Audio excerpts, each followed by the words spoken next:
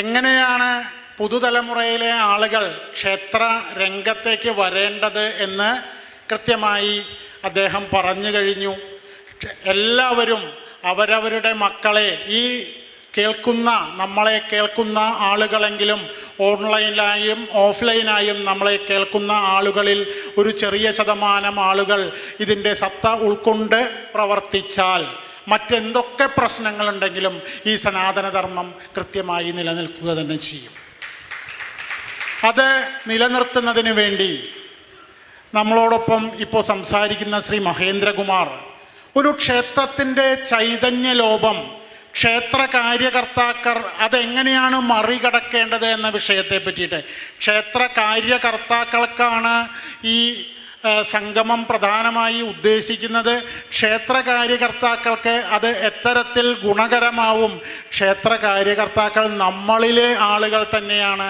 അവരെ കുറ്റപ്പെടുത്തുകയല്ല, അവർ നമ്മളോടൊപ്പം ചേർന്ന് നിൽക്കേണ്ടതാണ്. അവർക്ക് എങ്ങനെ അത് മറികടക്കാനാവും എന്നുള്ളതിൻ്റെ സത്ത അദ്ദേഹം നമ്മളോട് സംസാരിക്കും. നേരത്തെ പറഞ്ഞു നിർത്തിയെടുത്തുനിന്ന് തുടരാം. അപ്പോൾ ഒരു പിതൃഭാവം അല്ലെങ്കിൽ 9ാം ഭാവം കൊണ്ടാണ് ക്ഷേത്രേശന്മാരെ ചിന്തിക്കുന്നതെന്ന് പറഞ്ഞു. പ്രതിഷ്ഠ കഴിഞ്ഞ് ശരിക്കും ഒരു കുഞ്ഞിനെ പരിപാലിക്കാൻ ഏൽപ്പിച്ചിട്ട് പോകുന്നത് പോലെയാണ് തന്ത്രി ക്ഷേത്രം വിടുന്നത്. സർവത്ര ഗോസി ഭഗവാൻ ഖലു യദ്യപിത്വാമ എന്ന് തുടങ്ങുന്ന തന്ത്രസമുച്ചയ വചനമനുസരിച്ച് എല്ലായിടത്തും നിറഞ്ഞു നിൽക്കുന്ന രൂപമില്ലാത്ത ഈശ്വരനെ നമുക്ക് നേരിട്ട് ആരാധിക്കാൻ സാധ്യമല്ല. കാരണം ഈശ്വരൻ്റെ ഉള്ളിലാണ് നമ്മളുള്ളത്. ഇപ്പോൾ മുഴുവൻ പ്രപഞ്ചവും അദ്ദേഹത്തിൻ്റെ ശരീരമാണെന്നിരിക്കെ അദ്ദേഹത്തെ നമുക്ക് നമ്മളുടെ ദൃഷ്ടിക്ക് ഗോചരമല്ലാത്തത് കൊണ്ട്, നമ്മുടെ വയറ്റിലുള്ളിലേക്ക് ഒക്കപ്പുഴുവിന് നമ്മളെ കാണാൻ കഴിയാത്തതുപോലെ നമുക്കൊരിക്കലും ഈശ്വരനെ കാണാൻ സാധിക്കില്ല. അപ്പോൾ അതിനെന്താണ് പരിഹാരം എന്നുള്ളത് കൊണ്ട് ചിന്തിച്ച ഋഷി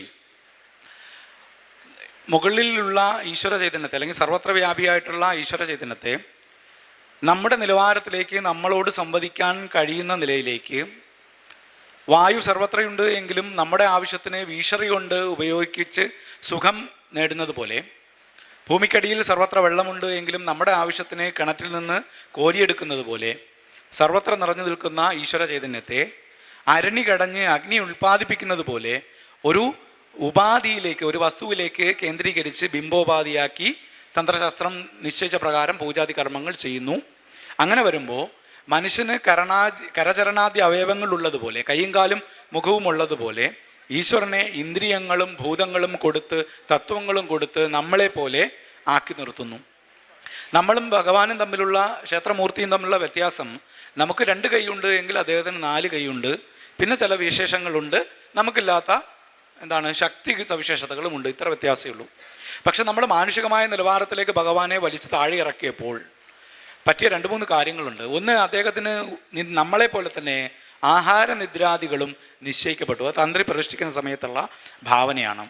ഇന്ന അളവിൽ വിശപ്പ് എന്ന് നിശ്ചയിക്കുന്നു. അതുകൊണ്ട് ഇത്ര നാഴി അരിയുടെ നിവേദ്യം നിങ്ങൾ എല്ലാ കാലവും ചെയ്യണമെന്ന് നിയമം നിശ്ചയിക്കും. അതിന് ഉക്തവാസര വ്യവസ്ഥ എന്ന് പറയും. പ്രതിഷ്ഠ കഴിഞ്ഞിട്ട് തന്ത്രി പഠിക്കലിൽ നിന്ന് ഒരാളനടക്കം എല്ലാവരെയും വിളിച്ചിട്ട് പറയും, ഇത്രയാണ് ദേവന് നിവേദ്യം കൊടുക്കേണ്ടത്, ഇന്ന സമയത്ത് ഉത്സവം നടത്തണം, ഇന്ന ക്രിയകളാണെന്നൊക്കെ നിശ്ചയിക്കും. അദ്ദേഹത്തിൻ്റെ ഉറക്കം നിശ്ചയിക്കും, വിശപ്പ് വരെ നിശ്ചയിക്കും. അപ്പോൾ ഒരു ക്ഷേത്രം അപജയത്തിലേക്ക് പോകാതിരിക്കണമെങ്കിൽ ക്ഷേത്രേശന്മാർ ചെയ്യേണ്ട ഒന്നാമത്തെ കാര്യം, ക്ഷേത്രത്തിലെ നിത്യനിദാന ചടങ്ങുകളിൽ അല്പം പോലും മാറ്റം ഉണ്ടാകരുത്. അത് മാറ്റം ഉണ്ടാക്കുന്നത് തന്ത്രിയായാലും ശാന്തിക്കാരനായാലും കഴകമുൾപ്പെടെ ഏത് ഉദ്യോഗസ്ഥരായാലും അവരെ ശാസിക്കണമെങ്കിൽ ശാസിച്ചു തന്നെ നേരെയാക്കണം. അതിലൊരു വിട്ടുവീഴ്ചയും ചെയ്യാൻ പാടില്ല. വെള്ളം ചേർക്കരുത്. വെള്ളം ചേർത്തിട്ടുണ്ട്, കാലാകാലങ്ങളിൽ വെള്ളം ചേർത്തിട്ടുണ്ട്. ഇപ്പോൾ ഉഷപൂജ എന്ന് പറയുന്നൊരു പൂജ, പഞ്ചപഞ്ച ഉഷക്കാല, 5-5 25-ാം നാഴികയ്ക്ക് ഉഷപൂജ, അസ്തമനം കഴിഞ്ഞ് 25-ാം നാഴികയ്ക്ക് ഉഷപൂജ ചെയ്യണം. എന്ന് വെച്ചാൽ 6:30 അസ്തമയെങ്കിൽ 25 നാഴിക അഥവാ 10 മണിക്കൂർ കഴിഞ്ഞ് വെളുപ്പിന് 4:30 ഉഷപൂജ ചെയ്യണം. ഏത് അമ്പലത്തിലുണ്ട്? നട തുറക്കുന്ന കാര്യം തന്നെ സംശയമാണ്. അപ്പോൾ എന്തുകൊണ്ടാണ് നമ്മൾ ഉറക്കമെഴുന്നേറ്റ് ഭഗവാനെ കാണാൻ എത്തുന്ന കാലം താമസിച്ചപ്പോൾ ഉഷപൂജ 2 മണിക്കൂർ വൈകി? 12 അടി പൂജ എന്ന് പറയുമ്പോൾ നിഴലിന് 12 അടി വരുന്ന ദൈർഘ്യം വരുന്ന സമയത്ത് ചെയ്യണം. അപ്പോൾ അതിൽ വ്യത്യാസം വന്നു. ഇങ്ങനെ കാലാന്തരത്തിൽ നമ്മുടെ സൗകര്യത്തിന് വേണ്ടി പല മാറ്റങ്ങളും ക്ഷേത്രത്തിൽ വരുത്തിയിട്ടുണ്ട്. അത്തരത്തിൽ ഒരു മാറ്റവും വരുത്തുവാൻ തന്ത്രിക്കോ ക്ഷേത്രേശന്മാർക്കോ അല്ലെങ്കിൽ ശാന്തിക്കാരനോ ആർക്കും തന്നെ അവകാശമില്ല. അപ്പം അത് മനസ്സിലാക്കുക. ഒന്ന്.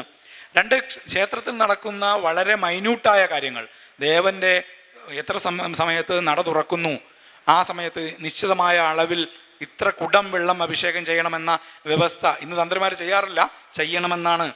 ബിംബം തണുക്കാൻ എത്ര അളവ് വേണം, എന്തൊക്കെ ദ്രവ്യങ്ങൾ കൊണ്ട് അഭിഷേകം ചെയ്യണം എന്ന് തുടങ്ങി അദ്ദേഹത്തിൻ്റെ സ്നാനം, നിവേദ്യം തുടങ്ങിയ എല്ലാ കാര്യങ്ങളും നമ്മൾ എന്ത് ചെയ്യണം, നിഷ്കർഷയോടെ പാലിക്കപ്പെടുന്നുണ്ടോ എന്നുള്ളത് നമ്മൾ ചിന്തിക്കണം. അതിൽ നമ്മൾ ഇടപെടണം. നമ്മളൊരു വ്യക്തിയുടെ നിത്യാചാരം പോലെയാണ് ക്ഷേത്രത്തിലെ നിത്യകർമ്മങ്ങൾ. നമ്മൾ രാവിലെ ഉറക്കെഴുന്നേൽക്കുന്നു, വാഷ്റൂമിൽ പോകുന്നത് പോലെ അദ്ദേഹത്തിൻ്റെ നിർമാല്യം വാലി മാറ്റുന്നു. നമ്മളത് കഴിഞ്ഞ് കുളിക്കുന്നു, അതുപോലെ അവിടെ എന്ത് ചെയ്യുന്നു, അഭിഷേകം. അത് കഴിഞ്ഞിട്ട് നമ്മൾ ഒരു ചായ കുടിക്കുന്നത് പോലെ അവിടെ ഒരു മലർ നിവേദ്യം. നമുക്കത് കഴിഞ്ഞ് ബ്രേക്ക്ഫാസ്റ്റ് പോലെ അവിടെ ഉഷപൂജ, ഊണ് പോലെ ഉച്ചപൂജ. ഇങ്ങനെ ഒരു ക്രമം നിശ്ചയിച്ചിട്ടുണ്ട്. അപ്പോൾ ഈ ക്രമത്തിൽ ഒരു വ്യതിചലനവും വരാതെ ചിന്തിക്കേണ്ടത്, അത് പരിരക്ഷിക്കേണ്ടത് നമ്മുടെ ബാധ്യതയാണ്. ഇനി ഇപ്രകാരമെല്ലാം കൃത്യത പാലിച്ചാൽ എന്താണ് ഗുണം എന്ന് മനസ്സിലാക്കുമ്പോഴാണ് അപജയം പരിഹരിക്കേണ്ടതിൻ്റെ ഗൗരവം നിങ്ങൾക്ക് മനസ്സിലാവും. വളരെ ദൂരെയൊന്നും പോണ്ട, വടക്കുംനാഥ ക്ഷേത്രം ചിന്തിക്കാം.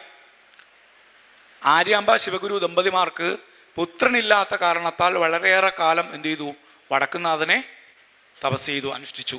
അപ്പോൾ എന്ത് സംഭവിച്ചു? വളരെ കൃത്യനിഷ്ഠയോടുകൂടി കാര്യക്രമങ്ങൾ ചെയ്തു വന്ന ക്ഷേത്രമായതുകൊണ്ട് അവിടെ സാക്ഷാൽ പരമേശ്വരൻ്റെ സാന്നിധ്യമുള്ളത് കൊണ്ട് മുമ്പിലെത്തിയ ഭക്തനെ അനുഗ്രഹിച്ചു. ആര്? ശങ്കരാചാര്യരുണ്ടായി. അപ്പോൾ ഒരു ക്ഷേത്രം വിദ്യാമണ്ണം ചെയ്യപ്പെട്ടാൽ ഇവിടെ ഓരോ അമ്പലങ്ങളിൽ നിന്നും ഓരോ ശങ്കരാചാര്യരുണ്ടാകും. ഇത് ശങ്കരാചാര്യരുടെ കാര്യം മാത്രമല്ല, ഉണ്ണായി വാര്യരാവട്ടെ, കുഞ്ചൻ നമ്പ്യാരാവട്ടെ, അങ്ങനെ കേരളത്തിൻ്റെ അല്ലെങ്കിൽ മലയാളികളുടെ അഭിമാന സ്തംഭങ്ങളായി നിൽക്കുന്ന എല്ലാവരെയും സംഭാവന ചെയ്തത് ക്ഷേത്രങ്ങളാണ്. സമയപരിധി കൊണ്ട് അതിലോട്ടൊന്നും കടക്കുന്നില്ല. അപ്പം അതുകൊണ്ട് ഒരു ക്ഷേത്രം ഉണ്ടായി അത് ഭംഗിയായി നിലനിന്നാൽ നമുക്ക് ശങ്കരാചാര്യ സ്വാമികളെ കണക്ക് നൂറുകണക്കിന് ആയിരക്കണക്കിന് ശ്രേഷ്ഠന്മാരെ സൃഷ്ടിക്കാൻ കഴിയും. അതുകൊണ്ട് നമ്മൾ എന്ത് ചെയ്യാൻ പാടില്ല? ക്ഷേത്ര കാര്യകർത്താക്കൾ വീഴ്ച വരുത്താൻ പാടില്ല. എന്തൊക്കെയാണ് വീഴ്ച എന്നുള്ളത് അടുത്തൊരു അവസരം കിട്ടുകയാണെങ്കിൽ ആ വീഴ്ചയ്ക്കും അതിനുള്ള പരിഹാരവും പറയാം.